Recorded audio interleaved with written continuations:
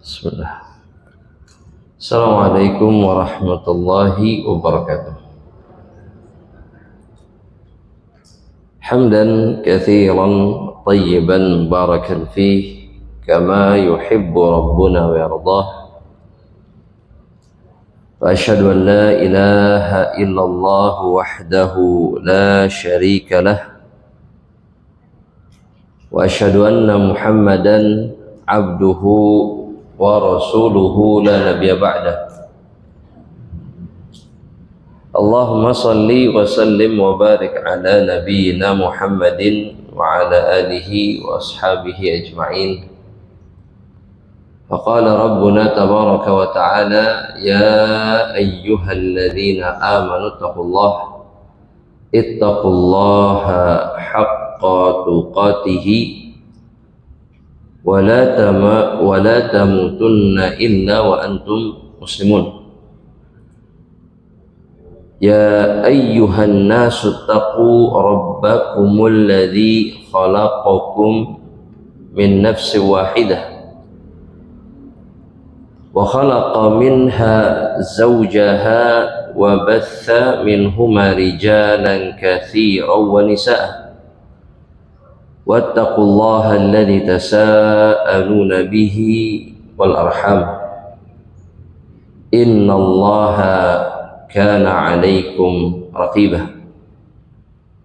Ya ayyuhalladzina amanu taqullaha wa qulu qawlan sadida yuslih lakum a'malakum wa yaghfir lakum dhunubakum wa man yuti'illaha wa rasulahu faqad faza fawzan 'azima. Fa amma ba'du ayyuha al-ahibbah rahimani wa rahimakumullah. Kembali Allah subhanahu wa ta'ala mendekatkan kita ke rumah Allah dan kemudian juga mendekatkan kita kepada taman di antara taman-taman surga Allah subhanahu wa ta'ala. Dan juga kembali Allah subhanahu wa ta'ala mendekatkan kita kepada kalamnya, kepada kitabnya yang mulia, kepada pemberi syafaat kelak pada hari kiamat, di hari setiap dari kita membutuhkan, bahkan sangat membutuhkan syafaat dari Allah melalui hamba-hambanya. Salah satunya melalui kitabullah, melalui Al-Quran Al-Karim. Karena dalam hadis yang sahih Rasulullah sallallahu alaihi wasallam mengatakan bahwa Al-Quran syafi'un musyaffa'. Al-Quran itu adalah pemberi syafaat yang diizinkan oleh Allah untuk memberikan syafaat. Dan kemudian juga Rasulullah SAW mengatakan Al-Quran lamahilun musaddaq. Dia adalah pembela, pemberi hujjah yang dibenarkan oleh Allah subhanahu wa ta'ala. Karena diantara perkara yang akan menjadi saksi kelak pada hari kiamat dan menjadi pembela kita adalah kitabullah. Maka semakin dekat seseorang kepada kitabullah, maka semakin kuat pembelaan Al-Quran kepada dirinya. Dan mudah-mudahan apa yang kita lakukan menjadi salah satu penyebab yang membuat kita berhak mendapatkan syafaat Al-Quran dan kemudian juga berhak mendapatkan pembelaan Al-Quran di hadapan Allah subhanahu wa ta'ala. Dan kita melanjutkan pembahasan tafsir suratin Nazi'at.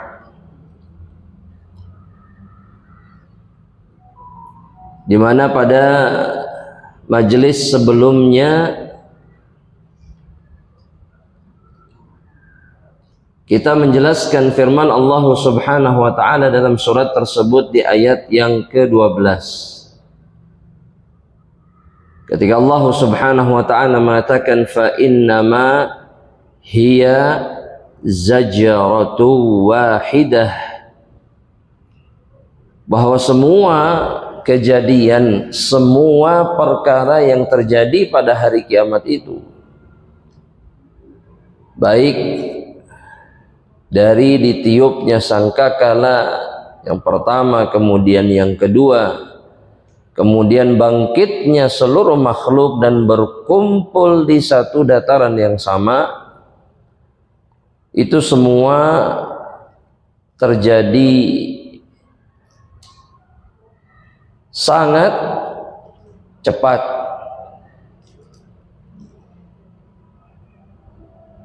Sebagaimana yang Allah Subhanahu wa taala juga jelaskan dalam beberapa ayat di surat-surat yang lain.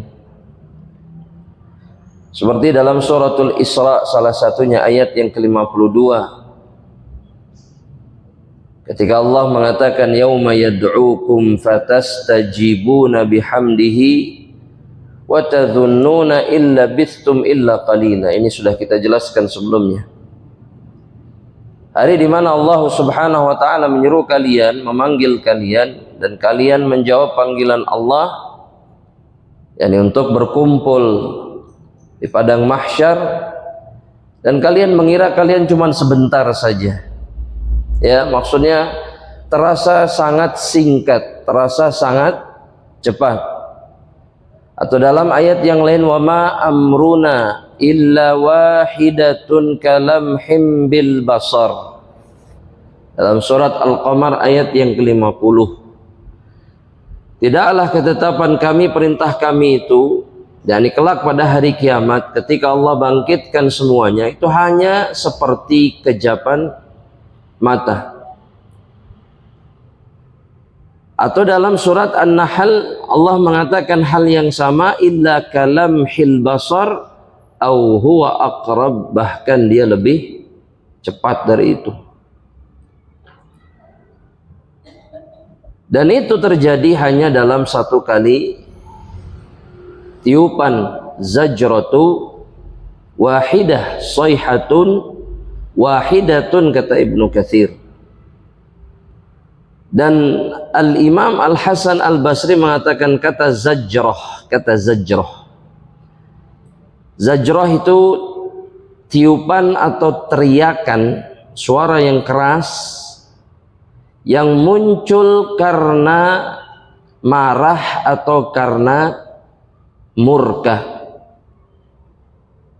Karena memang pada hari kiamat Allah murka dengan kemurkaan yang belum pernah terjadi sebelumnya. Ketika Allah mengadab kaum-kaum yang ada di dunia ini, Allah murka kepada mereka.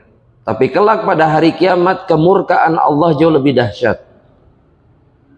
Dan itu yang dikatakan oleh Nabi Adam alaihissalam ketika diminta untuk memohon kepada Allah agar dimulai hari perhitungan, maka beliau mengatakan fa inna rabbi yaghdabu, sesungguhnya Rabbku itu marah hari ini, al-yaum ma lam yaghdab qablah, atau kama qil, dengan kemarahan yang belum pernah terjadi sebelumnya.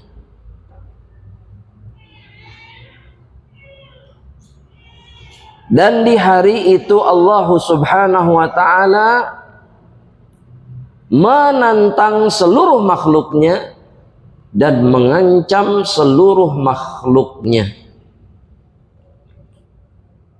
Makanya dalam hadis yang sahih, Allah memanggil semua orang yang durhaka ketika di dunia.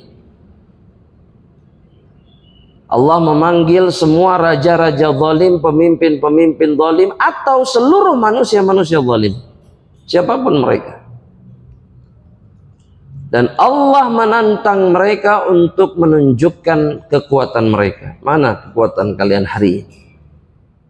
Ana al-malikud dayyan, Sayalah sang raja di hari ini, Ad-Dayyan yang maha membalas semua perbuatan kalian.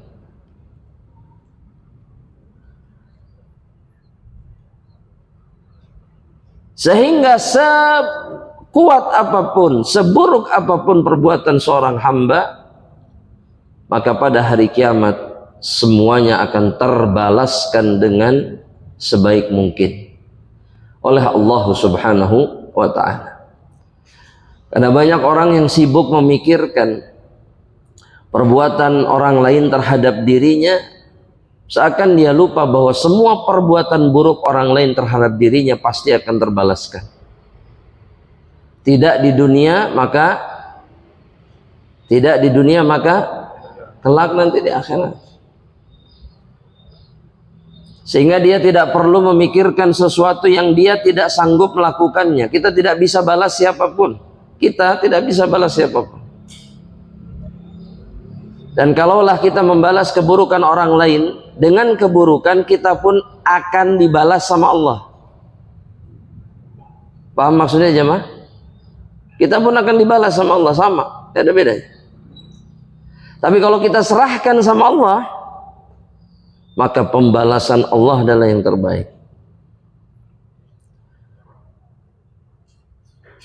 Nah, ketika Allah Subhanahu wa ta'ala meniupkan tiupan dengan memerintahkan malaikat dengan satu kali tiupan yang menyebabkan semuanya terjadi, setelah semuanya hancur, tiupan yang kedua semuanya bangkit, semuanya hadir di satu dataran yang sama. Kata Allah, fa'idahum bis-sahirah. Ibn Abbas mengatakan sahirah itu artinya adalah seluruh permukaan bumi atau di atas permukaan bumi.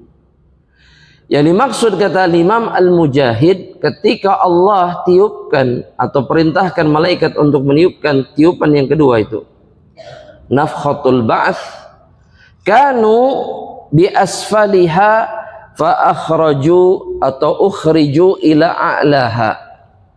Tadinya mereka berada di bawah tanah, setelah tiupan itu mereka naik ke atas tanah. Tapi bukan ke atas tanah atau ke atas permukaan bumi yang sama seperti ketika mereka dikuburkan oleh Allah. Karena Allah Subhanahu wa ta'ala mengatakan dalam surat Ibrahim ayat yang ke-48. Surat apa? Ibrahim ayat yang ke-48. Kata Allah, yauma tubaddalul ardu ghairal ardi was samawat wa barazu lillahil wahidil qahhar. Hari kiamat itu adalah hari di mana Allah menggantikan bumi yang sebelumnya dengan bumi yang lain. Begitu juga dengan langit wa barazu, dan semuanya keluar, muncul dari tanah, dari alam barzakh, lillahil wahidil qahhar, untuk berhadapan dengan Allah yang Maha Esa dan yang Maha Berkuasa, yang Maha mengalahkan siapapun.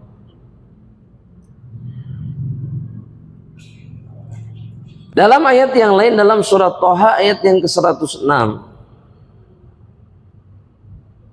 kata Allah, yas'alunaka 'anil jibal.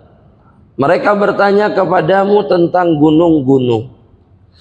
Qul yansifuha Rabbi nasfa. Katakan nanti pada hari kiamat Rabbku akan meratakannya, menghilangkannya.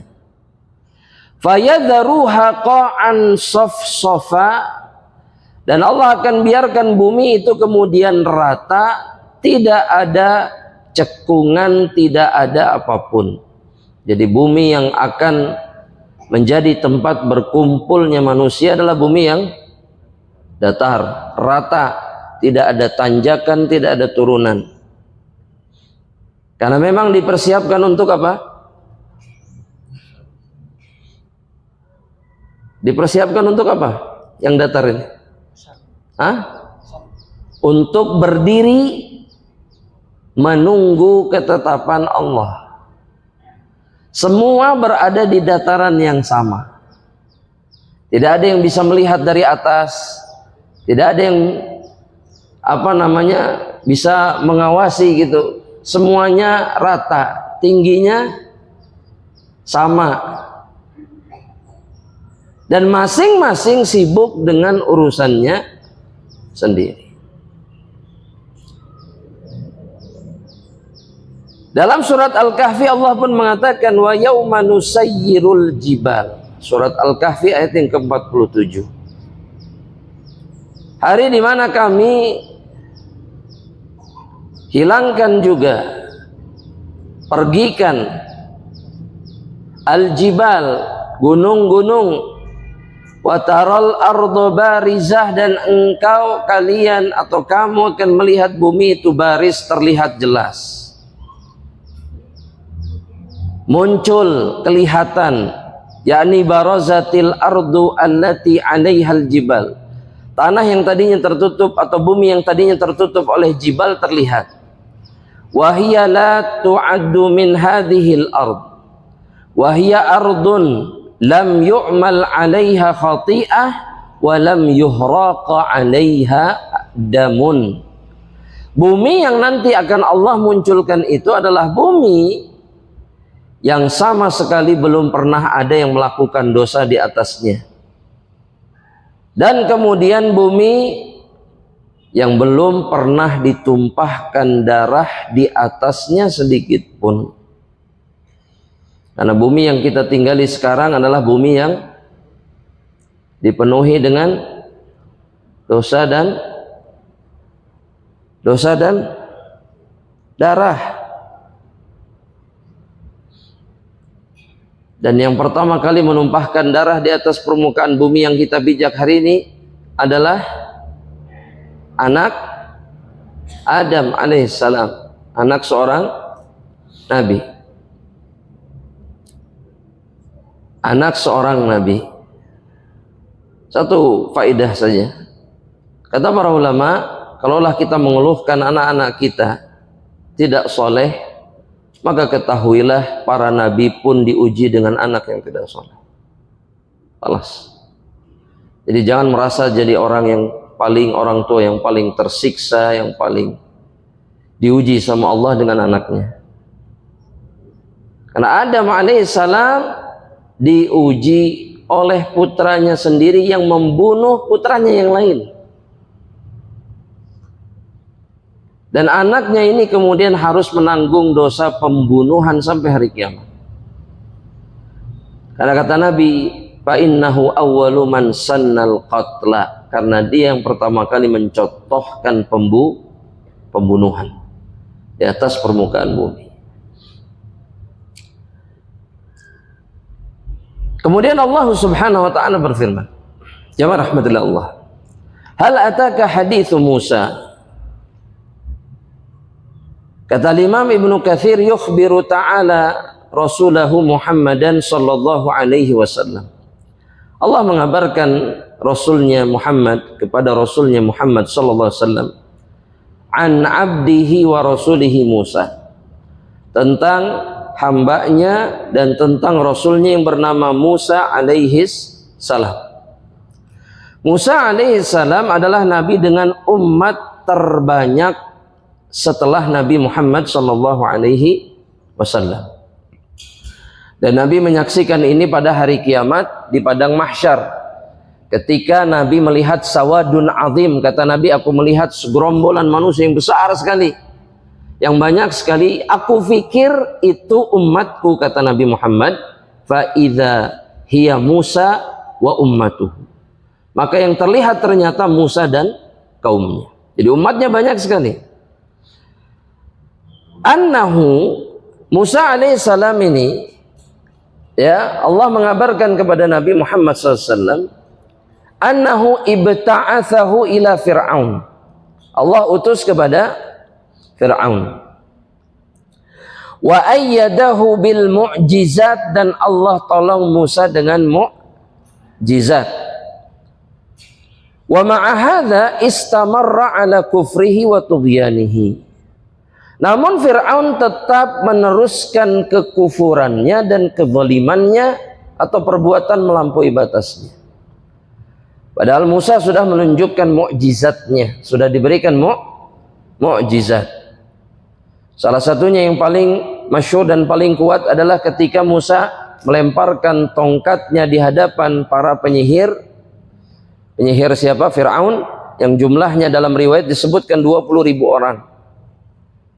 Jadi dukunnya Fir'aun ini sekitar 20.000 orang yang dihadirkan untuk menghadapi Musa alaihi salam, dan semuanya melemparkan tali yang kemudian terlihat seperti ular. Yukhayyalu ilaihi annaha tas'a. Terlihat sama Musa itu seperti ular yang berjalan. Kata Allah, alqimai fi yaminik. Atau dalam ayat yang lain, alqi asak, lemparkan tongkatmu. Lemparkan tongkat yang ada di tangan kananmu. Talqafu ma ya'fikun, maka tongkatmu ini akan memakan seluruh kebohongan-kebohongan mereka. Nah, para penyihir Musa ini melihat tongkatnya Musa berubah jadi ular. Jadi ular apa? Jenis ularnya apa kira-kira pada saat itu? Wallahu a'lam, dan kita tidak peduli itu, betul? Tapi yang pasti penyihir Musa melihat tongkat ini jadi ular beneran. Kalau mereka tali terlihat seperti ular, khayalan, tipuan mata. Diperlihatkan seperti itu oleh syaitan. Tali sebenarnya tapi terlihat seperti ular. Nah, sihir semua jenisnya seperti ini. Ulangi sekali lagi. Sihir semua jenisnya hanya khayalan, tidak ada yang hakiki.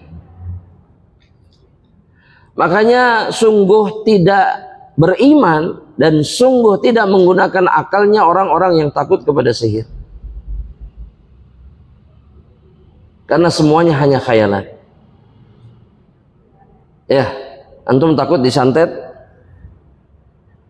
Dijawab aja jamaah, takut disantet atau tidak? Takut. Takut enggak? Takut. Kenapa takut? Takut sakit. Padahal sihir itu lemah. Lemah tidak? Lemah. Lemah. Karena tipu daya syaitan itu semuanya lemah. Tapi kita kena Ustadz karena kita lebih lemah daripada syaitan. Ketika keadaan kita seperti itu, maka kita pasti terkena tipu daya syaitan. Tapi Musa ketika menyaksikan itu, dia tidak bergeming. Meskipun para penyihir semuanya masuk Islam. Amanna bi Rabbi Musa wa Harun. Kami beriman kepada Rabbnya Musa dan Harun. Kenapa? Karena mereka yakin seyakin-yakinnya bahwa Musa nabi. Ilmunya Musa bukan ilmu mereka. Musa bukan penyihir seperti mereka, seperti yang dituduhkan sama Fir'aun, tidak. Ini betul-betul nabi, bisa mengubah tongkat dengan izin Allah menjadi ular beneran. Dan semuanya dibunuh oleh Fir'aun. Ya, semuanya dihukum mati sama Fir'aun.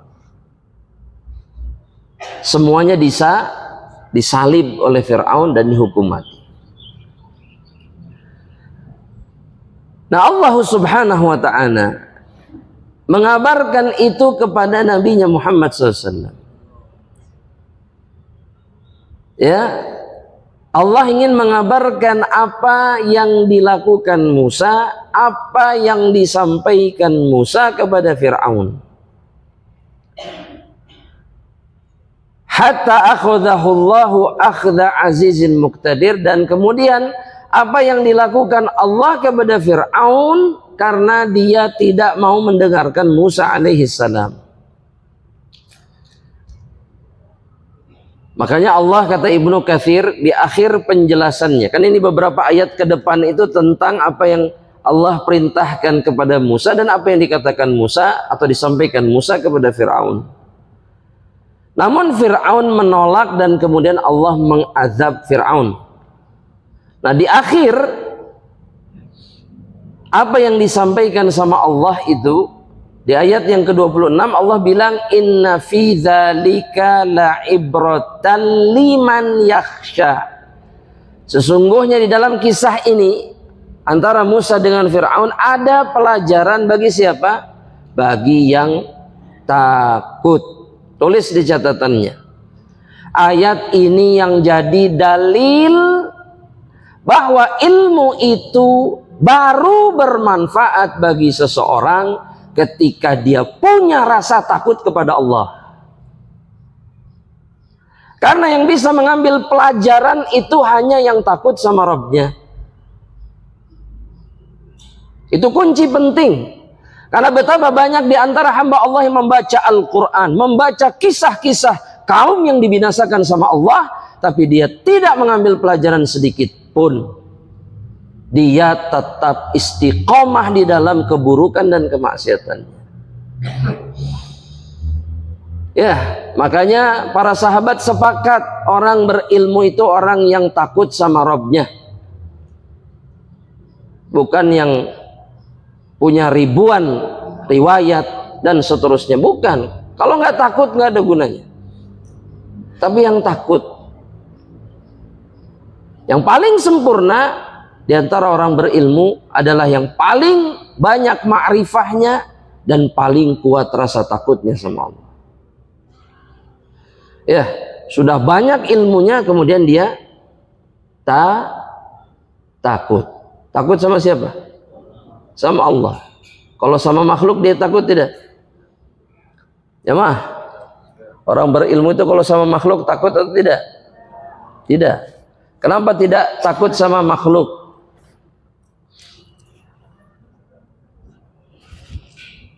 Katanya tidak tadi.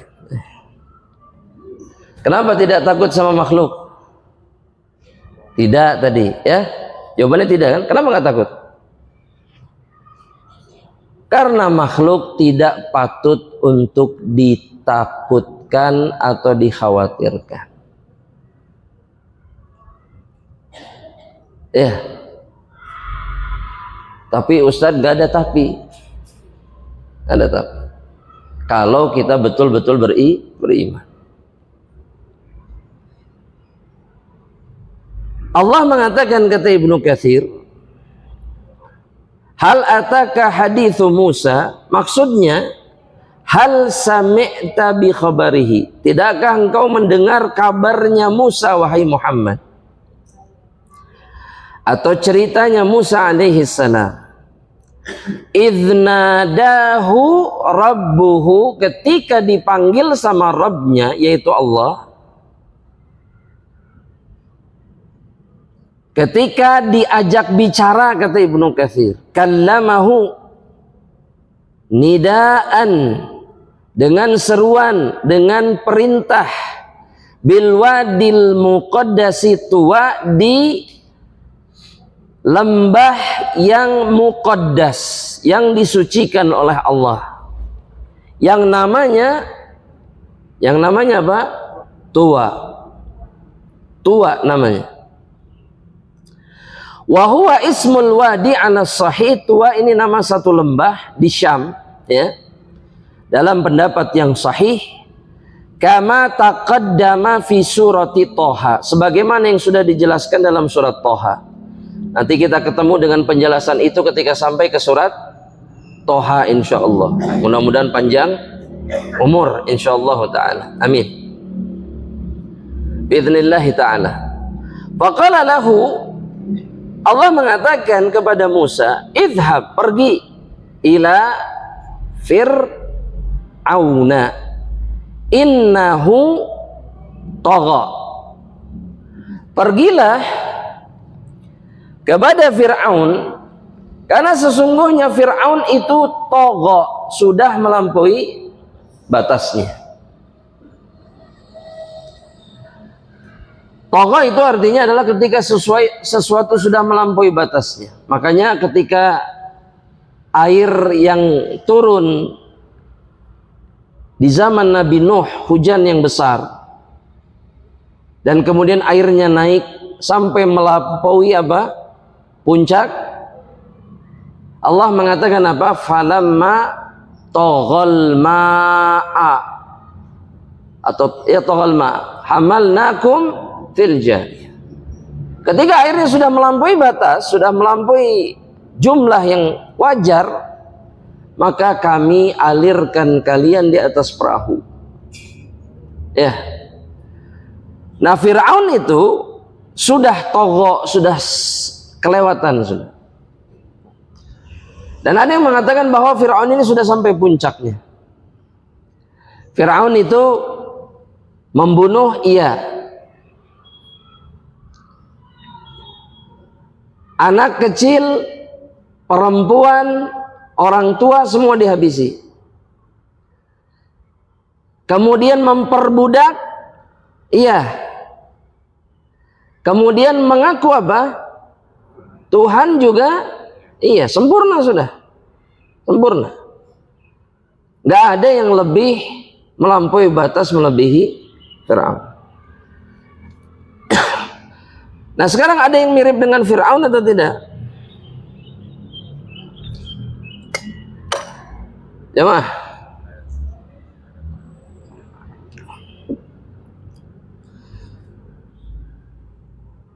Kenapa nggak ada jawabannya? Nggak ada ini berarti atau gimana? Oh, ada. Ada yang mirip Fir'aun. Siapa? Oh? Oh, Netanyahu. Masya Allah. Siapa lagi? Ini bisa menyebutkan banyak nama ini nanti. Ya. Netanyahu mengaku Tuhan. Dia mengaku Tuhan nggak? Enggak. Ini bukan berarti dia baik, enggak. Dia makhluk terlaknat, ya. Makhluk terlaknat. Ya, saat ini dia makhluk yang sangat terlaknat. Tapi maksudnya dia ngaku Tuhan enggak? Enggak. Fir'aun ngaku Tuhan. Sebagian orang ini menyerupakan orang muslim hari ini dengan Fir'aun. Enggak bisa. Fir'aun itu sudah sampai puncaknya. Allah memastikan dia innahu togho. Kalau dia sudah keterlaluan, yang memastikan siapa? Allah subhanahu wa ta'ala. Sudah puncak, sudah. Dia adalah permisalan tertinggi bagi orang-orang yang melampaui batas. Jelas sampai di sini jemaah? Nah, perhatikan. Musa disuruh menghadap kepada Fir'aun, dan kemudian diperintahkan untuk menawarkan apa kepada Fir'aun? Faqul halaka ila antazakka. Perhatikan, kita ini kalau ketemu orang zalim, inginnya apa? Marah. Terus apa lagi? Caci maki. Sudah saya bantu jawabannya. Caci maki. Terus kita ingin nolak cangkeng, kemudian tangannya nunjuk-nunjuk begitu, betul? Itu kan yang kita pengen kalau ketemu sama orang zalim. Tapi lihat, Musa yang mana dia adalah utusan Allah, manusia yang paling mulia yang hidup pada saat itu, disuruh menghadap kepada manusia yang paling durhaka yang hidup pada saat itu. Bukan untuk mencaci makinya, bukan. Tapi menawarkan, menyampaikan tawaran dari Allah untuk dirinya. Fahallaka ila anta zakka. Apakah engkau mau menerima ajakan dariku untuk mensucikan diri? Jadi diperintahkan untuk apa? Didakwahi, diajak kepada kebaikan. Bukan dicaci maki. Fir'aun, gak ada yang lebih dari Fir'aun. Ya, betul nggak ini? Kata Ibnu Katsir, halaka an tujiba ila tariqatin wa maslakin tuzakka bihi. Maukah engkau diajak kepada jalan yang membuat dirimu bersih suci? Ai taslam wa tuti. Dengan cara apa? Engkau berserah diri, masuk Islam, terima agama Allah dan taat kepada Allah. Dan kemudian untuk mengatakan wa ahdiyaka ila rabbika fatakhsha. Saya ajak, saya tunjukkan engkau, kata Ibnu Katsir, ila ibadati rabbik, kepada ibadah kepada Rabbmu. Diajak menyembah Allah. Fatakhsha, agar hatimu menjadi tunduk, takut kepada Allah Subhanahu wa ta'ala. Nah, penjelasan Ibnu Katsir ketika Allah mengatakan fatakhsha seperti ini, jemaah. Fayasiru qalbuka khadi'an, sehingga hatimu menjadi hati yang khudu, tunduk, lahu, kepada Allah. Muti'an, kemudian taat. Khashi'an, kemudian khusyuk. Ba'da makana qasiyan, setelah sebelumnya keras. Tulis jemaah, tulis bahwa hati Fir'aun dan yang semisal dengannya itu adalah hati yang keras, khabithan, dan kemudian buruk. Apa yang dimaksud dengan buruk? Ba'idan anil khair, jauh dari kebaikan.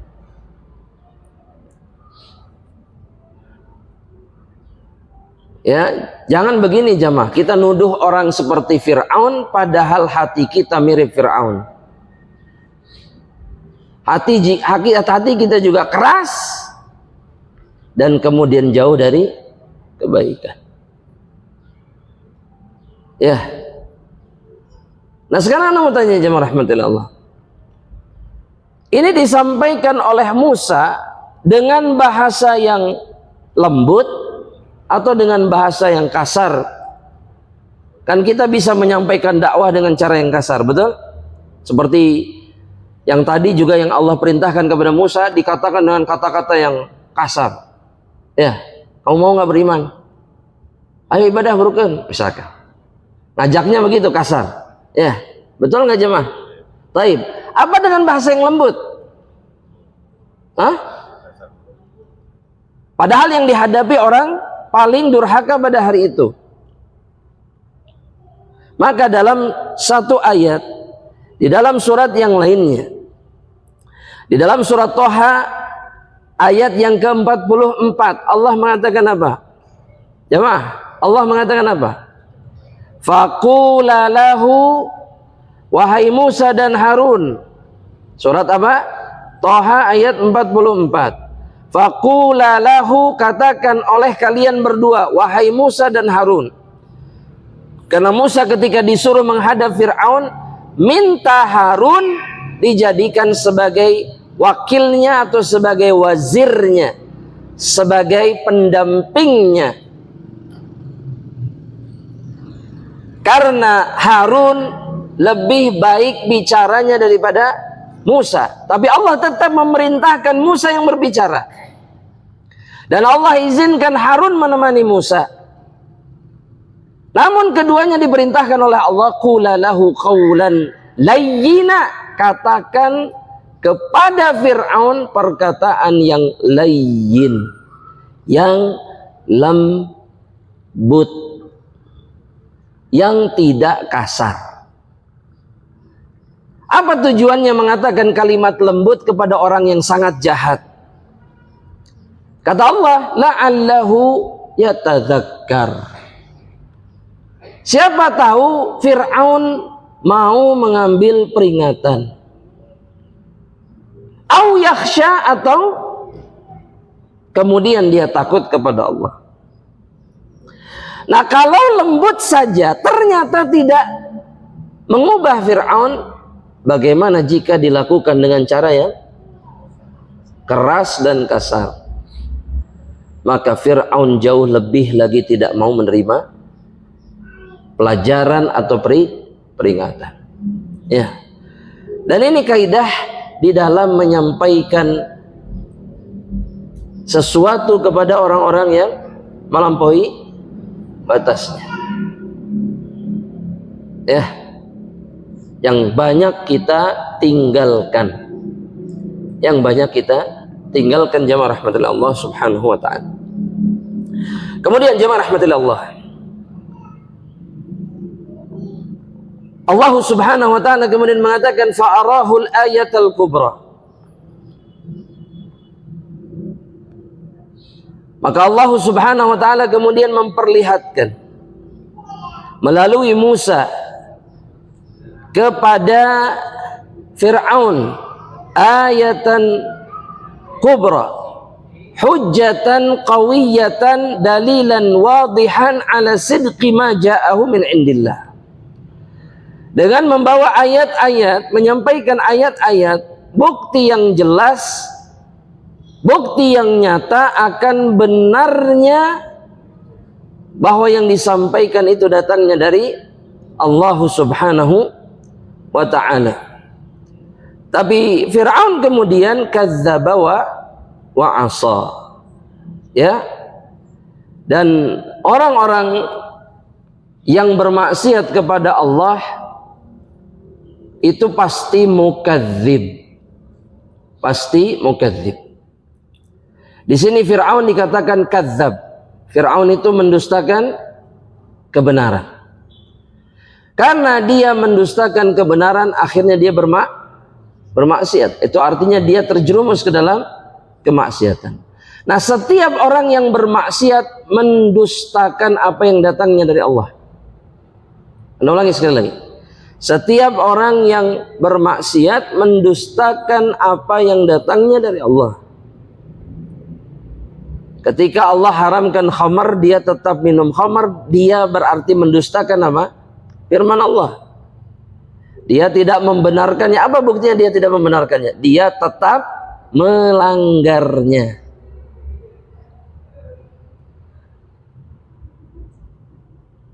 Yakni kata Imam Ibnu Katsir, ay fakadzdzaba bil haqq.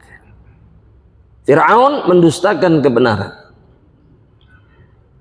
Wa khalafa dan menyelisihi ma amarahu minat ta'ah. Ma amarahu bihi minat ta'ah. Yang diperintahkan, menyelisih yang diperintahkan oleh Allah melalui Fir'aun, melalui Musa dari ketaatan, perintah untuk taat kepada Allah, dia selisih. Wa hasiluhu, maka hasilnya annahu kafara qalbuhu falam yanfa'ilu atau falam yanfa'il li Musa bi batinihi wala bi zahirihi. Maka yang terjadi, Fir'aun itu kufur mulai dari hatinya dan kemudian tidak mengijabah, mengiyakan, mengikuti apa yang dikatakan dan disampaikan Musa kepada dirinya. Dan ini menjadikan Fir'aun kufur lahir batin. Kata Ibnu Katsir rahimahullahu ta'ala, kafara bi batinihi, dia kufur dengan batinnya. Jadi batinnya gak terima, gak mau beriman, gak mau mengiyakan apapun yang berhubungan dengan Allah, wala bi zahirihi, dan kemudian juga tidak dengan zahirnya. Beda dengan orang munafik. Orang munafik itu batinnya kufur, zahirnya Islam. Ya, ada orang yang zahirnya kemudian juga kafir tapi batinnya ada keimanan. Mungkin saja ya ada secercah iman, artinya nggak kufur 100%. Tapi kalau Fir'aun lahir batin. Apa lahir batin? Kufurnya. Wa ilmuhu bi anna ma ja'a bihi haqqun la yalzamu minhu annahu mu'minun bihi. Dan dari apa yang dilakukan oleh Fir'aun, ya, dia tahu bahwa yang dibawa sama Musa itu apa? Benar, tapi dia meyakini bahwa tidak mesti kemudian dia membenarkan. Dan itu membuat dirinya kufur. Paham maksudnya jemaah? Bahwa dia tahu ini benar, tapi dia nggak mau nerima. Dia tidak harus menerimanya. Dan ini banyak terjadi pada hamba-hamba Allah. Tahu itu benar-benar, saya yakin kok ini benar. Cuman saya nggak mau. Itu mirip dengan siapa? Firaun. Persis. Persis. Nah, karena sebab itu kemudian dia kufur. Dia dihukumi sebagai orang yang kufur. Karena kata Ibnu Katsir, perhatikan, li'annal ma'rifah, yang namanya ma'rifah, ya, yang namanya ilmu itu adalah ilmul qalbi wal imanu amaluhu wa huwal inqiyadu lil haqqi wal khudu'i lahu. Bahwa yang namanya ma'rifah itu adalah ketika hati mengilmui dan kemudian dibuktikan dengan amalannya. Wa huwal inqiyadu lil haqqi wal khudu'i lahu. Seseorang yang membenarkan kebenaran dengan hatinya dan membuktikan dengan amalannya, itu dia akan menunjukkan ketundukannya kepada kebenaran dan kepatuhannya. Itu bukti seseorang menerima sesuatu dengan hatinya dan kemudian mengamalkannya, menunjukkannya dengan zahirnya. Nah, kalau tidak seperti ini, maka tidak sempurna keimanan seseorang, atau bahkan dia bisa terlihat beriman padahal kafir kalau hatinya tidak menerima. Ya, karena banyak diantara hamba Allah Subhanahu wa ta'ala yang menunjukkan iman dengan amalan, tapi tidak, maksudnya menunjukkan iman dengan amalan maksud ibadah, seperti taat padahal hatinya tidak sama Allah Subhanahu wa ta'ala. Tsumma adbara yas'a, kemudian kata Allah, berpalinglah Fir'aun itu, dan kemudian dia berusaha melakukan sesuatu kepada Musa. Dia membalas perkara yang hak itu dengan batil, kata Ibnu Katsir. Wa huwa jam'uhu as-saharata liqabilu ma ja'a bihi Musa. Di mana dia mengumpulkan para penyihir dengan seluruh jumlahnya yang banyak itu semuanya untuk menghadapi Musa alaihi salam. Karena di antara tanda ayat yang ditunjukkan oleh Musa kepada Fir'aun selain ayat-ayat Allah adalah dia diperintahkan memasukkan tangannya kemana? Ke sakunya, ke bajunya, kemudian dikeluarkan dalam keadaan apa? Bercahaya. Mukjizat maksudnya, bahwa saya ini Rasul, utusan Allah Subhanahu wa ta'ala. Maka dikumpulkanlah para penyihir untuk menghadapi Musa. Karena Fir'aun meyakini Musa itu apa? Tukang sihir. Sama seperti ketika Abu Jahal, Abu Lahab dan yang lainnya meyakini Nabi Muhammad SAW tukang sihir. Anda mau tanya, kenapa Nabi Muhammad tukang sihir disebutnya?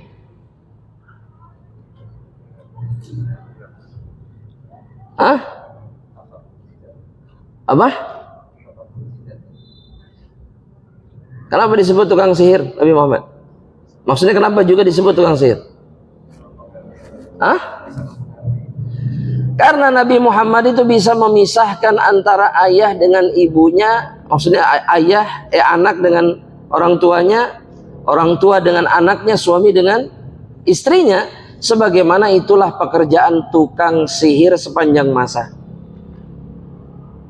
Itu sebetulnya yang menyebabkan Nabi disebut tukang sihir. Bisa mempengaruhi orang sehingga berpisah dari orang-orang yang dicintai. Ya, kan tukang sihir itu kan kemampuan pelayanan terbaiknya kan itu ya. Jemaah. Karena sihir yang pertama terjadi apa?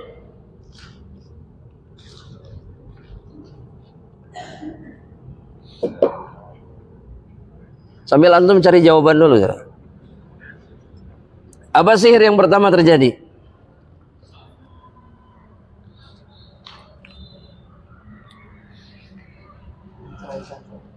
Menceraikan suami istri. Menceraikan suami istri. Dalilnya Al-Baqarah ayat 102. Apa kata Allah? Ayo dicari jamaah, dicari silakan. Dicari dulu.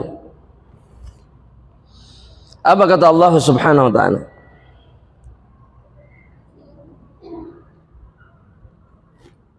Panjang Ustaz ayatnya. Baca kalau panjang.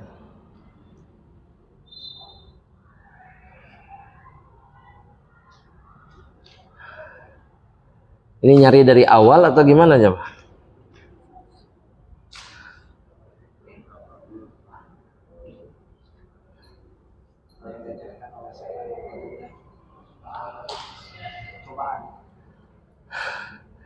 Nggak langsung kepada intinya.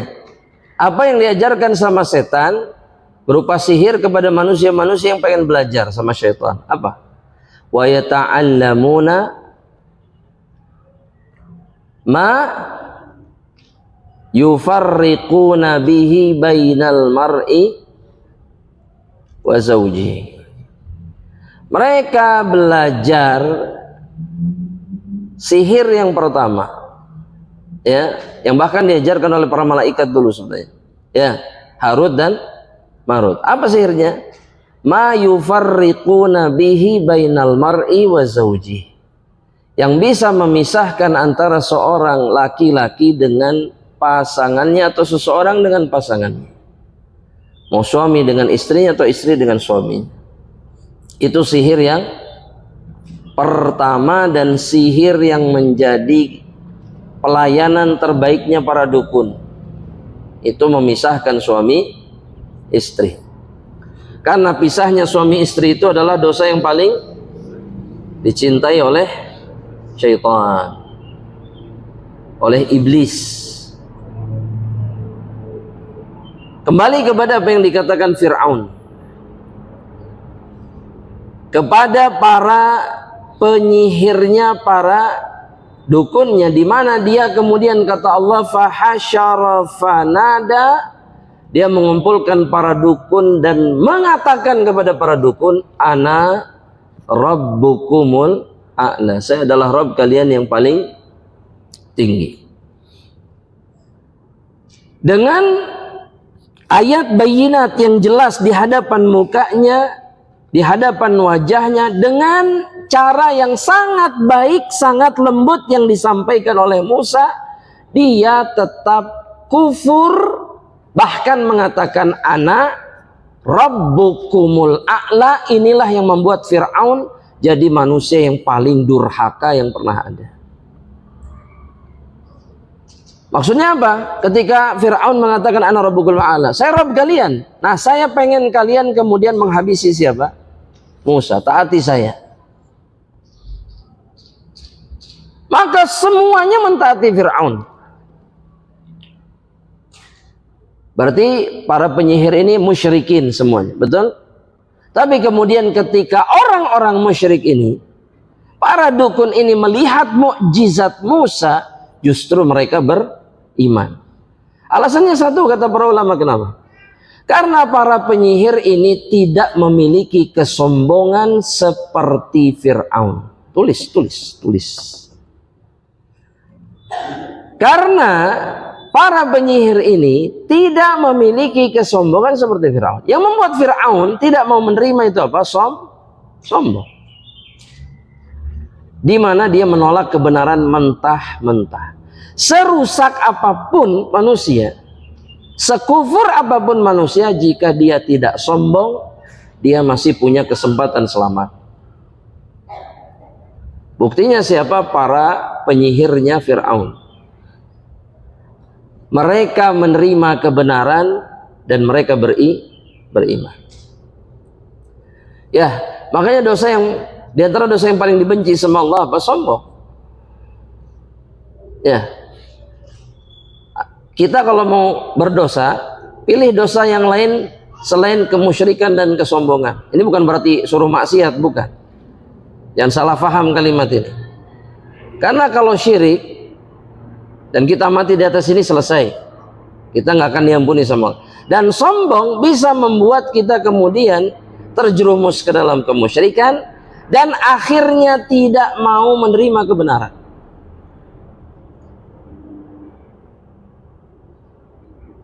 Dan Allah mengkhususkan azabnya bagi orang-orang sombong.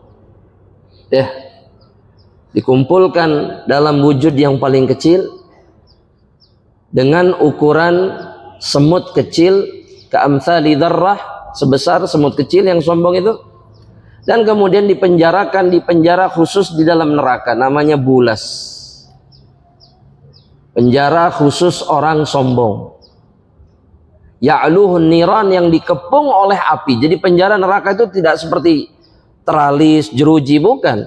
Tapi tempat yang sekelilingnya tidak ada celah, melainkan ada api di sana.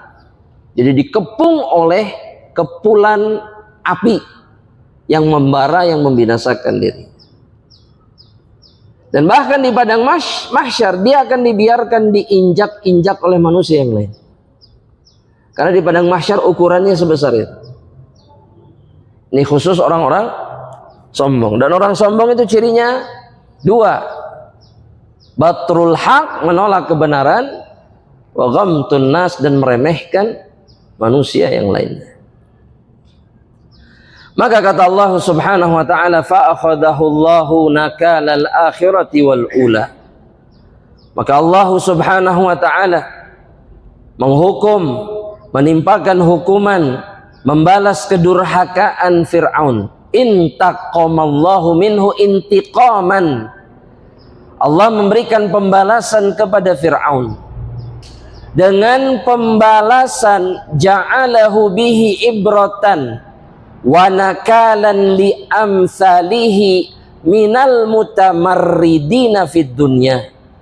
Dengan hukuman yang bisa jadi pelajaran bagi orang-orang yang terdahulu dan yang akan datang berikutnya. Jadi bagi semua orang yang sama-sama ingkar seperti Fir'aun fid dunya, di dalam kehidupan dunia. Nah, nanti di akhirat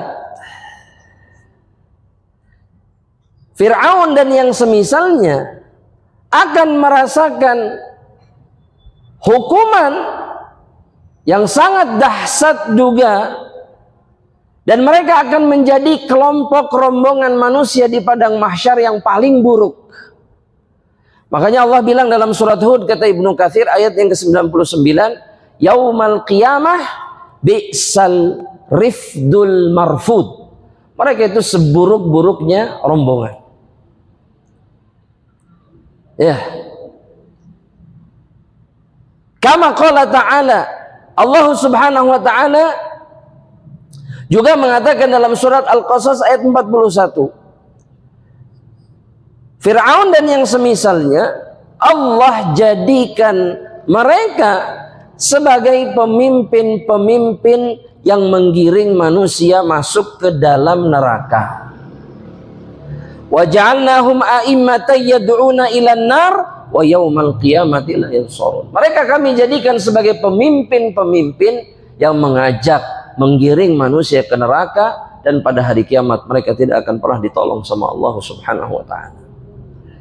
Ya, jadi sekuat apapun, sehebat apapun mereka di dunia, mereka hanya akan berakhir di tempat yang paling hina dan tempat yang paling menyengsarakan, yaitu neraka Allah subhanahu wa ta'ala. Wallahu a'lam bissawab. Yang terakhir, ahibati fillah, Al-Imam Ibnu Katsir mengatakan Allah jadikan hukuman kepada Fir'aun sebagai hukuman akhirah, yakni nanti di akhirat. Di antara maknanya seperti ini, wad dunya, dan juga hukuman di dunia. Jadi di dunia dia disiksa, di akhirat pun dia disiksa sama Allah Subhanahu wa taala. Dan semua karena sebab kekufuran dan kemaksiatan. Tapi Allah melakukan itu semata-mata ingin memberikan pelajaran kepada siapa? Selain kepada Fir'aun, pelajaran bagi mereka-mereka yang takut, yang punya rasa takut kepada Allah, bahwa kalau mereka ingkar seperti Fir'aun, maka nasibnya akan sama. Kan kalau orang yang takut itu berpikirnya seperti itu. Kalau tidak takut, dia tidak peduli. Anda ulangi sekali lagi. Orang kalau tidak takut sama Allah, apapun yang dia dengar, apapun yang dia lihat, meskipun sangat mengerikan, maka sedikit pun tidak akan pernah menggetarkan hatinya. Nah, orang yang seperti ini pasti binasa. Berbeda dengan orang yang takut kepada Rabbnya. Ancaman yang Allah berikan dan bukti yang Allah tunjukkan akan membuat dirinya menjauh dari apa yang bisa mendatangkan murka Allah dan azab Allah Subhanahu wa taala. Jadi intinya itu dirasa takut, jamaah rahmatillah.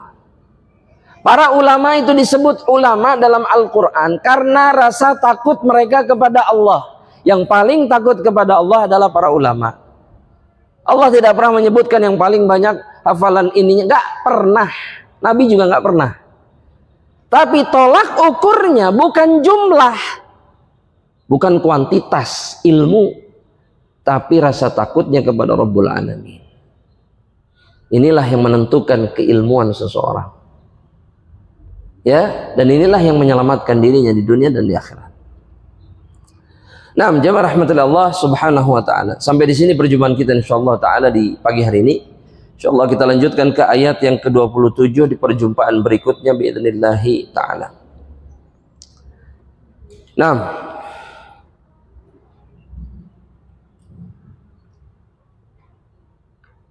kita jawab pertanyaan yang sudah masuk.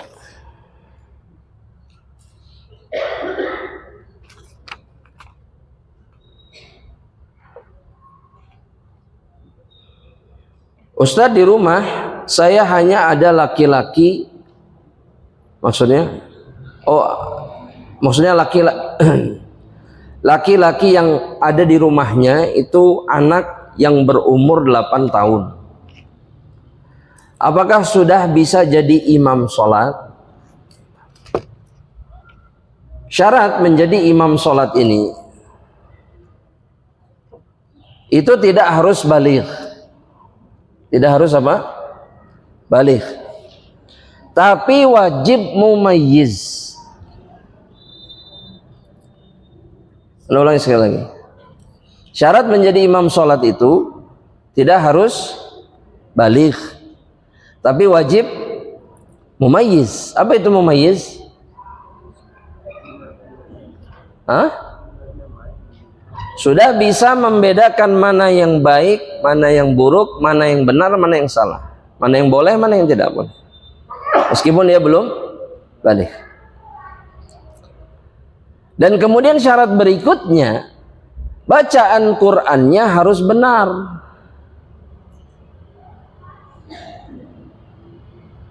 Nah, kalau anak itu mumayyiz tapi bacaannya belum benar, dia nggak boleh jadi imam. Sebagaimana yang terjadi kepada seorang sahabat Nabi Muhammad SAW, Amr ibn Salamah, yang mana kata beliau ketika ayahnya, kaumnya masuk Islam, maka dialah di antara kaumnya itu yang paling banyak hafalan Al-Qur'annya. Kenapa? Karena sebelum masuk Islam orang tuanya, dia sering mendengarkan Rasulullah SAW menyampaikan ayat-ayat Allah, begitu juga dengan sahabat-sahabat yang lain. Nah, dia ingat di situ. Jadi merhatiin ini nyampein apa, didengerin sama dia. Nah, ketika ayahnya dan kaumnya masuk Islam, maka dialah yang kemudian jadi yang paling banyak hafalan Al-Qur'annya. Maka dialah yang disuruh menjadi imam oleh kaumnya. Karena dialah yang paling banyak bacaan Al-Qur'annya. Artinya ada kualitas Al-Qur'an pada anak ini. Boleh nggak dia jadi imam di rumah? Boleh, karena anak yang belum balik belum wajib kemana? Ke masjid. Yang wajib ke masjid siapa? Yang sudah balik. Yang wajib ke masjid itu yang sudah balik, baru wajib. Tapi kalau anak ini kemudian sudah balik 8 tahun tapi sudah balik, maka dia wajib ke masjid. Dan kemudian dia boleh mengimami ibunya di rumah. Ini kan jarang dilakukan oleh kita. Kita kalau sudah ke masjid, pulang ke rumah, mengimami istri atau tidak? Dijawab atau bapak-bapak? Ya Allah. Mengimami istri atau tidak? Enggak. Kenapa? Karena enggak tadi di masjid. Padahal dapat pahala sedekah kalau diulang. Mau jadi imam atau mau jadi makmum dapat pahala tambahan, dapat pahala sholat sunnah, dapat pahala sedekah, bahkan kata Nabi Muhammad SAW. Iya. Dan sekaligus menjadi amal soleh dan perbuatan ihsan kepada istri. Iya kan? Karena dia akan sangat senang diimami suaminya. Iya. Kan judulnya teh selalu begini, kalau suami itu kan saya imammu saya imam di dalam rumah tangga. Iya, kalau jadi imam sholat atau dalam rumah. Buktikan bahwa Anda imam. Dan itu amal kebaikan. Ustadz, emang Rasul melakukan itu? Para sahabat melakukan itu, Rasul pernah melakukan itu. Iya. Pulang ke kaumnya, pulang ke rumahnya jadi imam. Padahal sudah sholat. Jadi ini bukan perkara baru. Ya, ini dilakukan oleh mereka. Semoga Allah mudahkan kita untuk beramal insyaallah ta'ala. Nah, ada pertanyaan lain? Hah? Kenapa? Dilakukannya sering, maksudnya? Mengimami istrinya dilakukan sering. Terserah mau sering atau tidak, silakan, boleh. Gak ada larangan kalau sering-sering juga. Tapi saya yakin gak akan sering kok. Hoream pisan ya. Kan bapak-bapak kan gitu, kayaknya kalau udah ke masjid itu kayak tugas dunia akhiratnya sudah selesai sudah. Jadi duduk ke rumah teh, aduh kieu teh. Bi ngimaman, aduh karek balik. Udahlah, kamu sama si Dede aja makmuman sana. Ya, saya yakin juga nggak akan sering. Tapi kalau dilakukan ini jadi kebaikan. Sama gini, sederhana. Sholat sunnah sering atau jarang? Ulangi sekali lagi kalimatnya. Sholat sunnah sering atau jarang? Jarang. Enggak. Ini dilakukannya sering atau jarang kalau sholat sunnah itu? Semestinya sering. Nah sekarang sholat kembali di rumah itu kayak sholat sunnah. Kalau sering boleh nggak? Boleh. Paham nggak maksud anak? Sholat wajib yang diulang statusnya seperti sholat sunnah. Ulangi sekali lagi. Sholat wajib yang diulang itu statusnya seperti sholat sunnah. Nah sholat sunnah boleh sering-sering nggak? Boleh. Meskipun anak yakin malah sering-sering gitu. Ya, kalau kita tidak akan sering-sering, ya minimal sok atau kerjakan. Tanya pulang ke rumah istrinya, dia udah sholat belum? Belum. Sini saya imamin aja. Hah? Oke. Nah, statusnya sunnah. Ini bukti bahwa orang yang sholat sunnah makmumnya boleh niat sholat wajib. Ini terjadi kepada Mu'adz ibnu Jabal. Mu'adz ibnu Jabal sholat isya di Masjid Nabawi. Pulang ke kampungnya jadi imam sholat isya. Dan dikabarkan kepada Nabi sallallahu alaihi wasallam, kata Nabi, Mu'adz dapat pahala sunnah. Di sini dalil yang menunjukkan bahwa sholat sunnah, orang yang sholat sunnah, makmumnya boleh niat sholat wajib. Dan sholatnya sah. Dan hadisnya sahih. Jelas? Baik. Barakallahu fiik. Alhamdulillah. Silakan kalau ada pertanyaan. Ada 2 pertanyaan, silakan. Terkait sholat sunnah. Semoga Allah menjaga Ustaz cukup lagi. Amin. Terkait sholat sunnah Ustaz, sebagian laki-laki setelah sholat wajib itu kan dianjurkan sholat sunnah di rumah Ustaz. Betul. Apakah yang diutamakan mengimami bodoh dan tetap atau nanti sholat sunnah yang dia tinggalkan sholat sunnah di masjid untuk sholat sunnah di rumah? Bebas, yang mana saja sama. Karena sholat sunnah, sholat di rumah itu semuanya adalah sholat yang terbaik.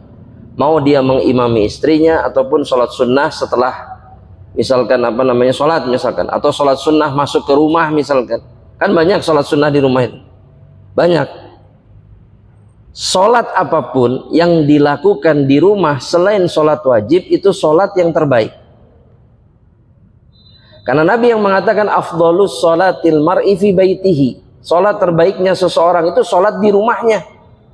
Illal maktubah, kecuali yang wajib. Jadi bebas, lihat prioritasnya, mana dulu yang harus didahulukan. Ya, kalau istri maksa, pokoknya ayeuna. Soalnya waktu saya terbatas, kata istri teh. Waktu saya terbatas. Habis ini saya harus masak, habis masak saya harus jemput anak, habis jemput anak saya harus beberes, habis beberes saya harus menyiapkan itu. Kan ibu-ibu kan sibuknya luar biasa, betul tidak? Ibu-ibu betul? Betul. Dan jadwal kerjanya itu 24 jam ibu-ibu. Saya pernah dengar ini soalnya kalimat ini. Ibu-ibu tuh kerjanya 24 jam, berarti nggak tidur, nggak istirahat. Tapi memang betul, ibu-ibu tuh full. Maka dahulukan dulu. Ayo, sini saya imamin, habis itu kita sholat sunnah sesuka kita. Ya, karena sebaik-baiknya sholat itu di rumah, apapun itu, maka itu sholat yang terbaik insyaallah ta'ala. Silakan Pak. Allah. Ustaz, kan ada orang yang pada saat dia ceramah dia bilang, nanti kalau antum mati ditanya berbuka, jawabannya nama. Apakah itu sudah masuk? Dia memperkenalkan diri sendiri. Nah, yang begini tidak bisa disebut ustadz, karena kalimatnya kalimat kufur. Kan jelas pertanyaan di dalam kubur itu man rabbuka. Nah, man rabbuka ini pertanyaan yang jawabannya hanya satu. Siapa? Allah. Gak bisa diganti oleh jawaban lain. Nah, ketika ada seseorang yang mengatakan bahwa jawabannya lain, bukan Allah, katakan nama saya, berarti dia sedang menyatarakan dirinya dengan siapa? Ini namanya apa? Ini namanya apa? Syirik besar, kufur akbar. Maka yang seperti ini tidak bisa disebut sebagai ahli ilmu sedikit pun. Ya, yang harus dilakukan apa? Yang harus dilakukan apa? Jangan didengar dan jangan diperdengarkan kepada siapapun. Diingkari langsung. Dan bagi ulil amri semestinya memberikan hukuman yang seperti ini. Ya, wallahu a'lam bishawab. Silakan kalau ada pertanyaan lain dari bapak-bapak. Silakan. Tidak ada? Taib. Ibu-ibu tidak ada juga? Kalau tidak ada, kita akhiri sampai di sini jamaah rahmatillah Allah subhanahu wa ta'ala. Semoga Allah merahmati kita semuanya, menjaga kita, menjaga keluarga kita dan seluruh kaum muslimin dari berbagai macam keburukan, dan Allah berikan takdir terbaik kepada kita untuk bisa selamat di dunia dan di akhirat. Wallahu ta'ala a'lam bishawab. Akhiru da'wana alhamdulillahi rabbil alamin. Kita akhiri dengan doa kafaratul majlis. Subhanakallahumma wa bihamdika asyhadu an la ilaha illa anta astaghfiruka wa atubu ilaik. Assalamualaikum warahmatullahi wabarakatuh.